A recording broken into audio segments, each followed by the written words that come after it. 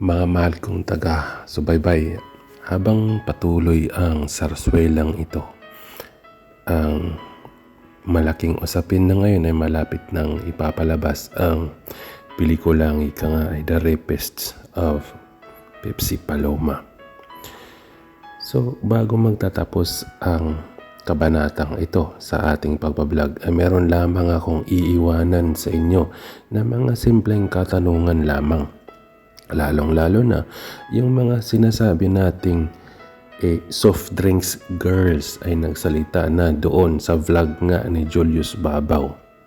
At alam naman natin na talagang ipinagtatanggol nila at sinasabi nilang malinis ang mga komedyante na na-involve doon sa reklamo. Pero meron lamang akong ipapabot sa inyong mga katanungan. Kung malinis sila, bakit ba kailangan pa ba talaga nahingi sila ng public apology kung wala silang ginawang pagkakamali sa dalaga? Sabihin na natin, sige, hindi siya ginahasa.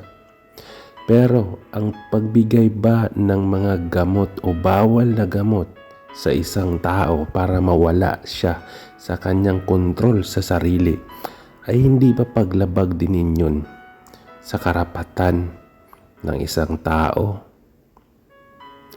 Ang paggamit at ang pagbayad at ang pananakot na ginawa ng isang politiko para ikansela ang reklamo ng mga biktima o ng biktima ng pamilya ay hindi din ba paggamit ninyo ng dahas sa pamamagitan ng pagpakita ng isang pananakot, paninindak para lamang mapagtakpan at mapagwalang bisa ang pagrereklamo ng biktima?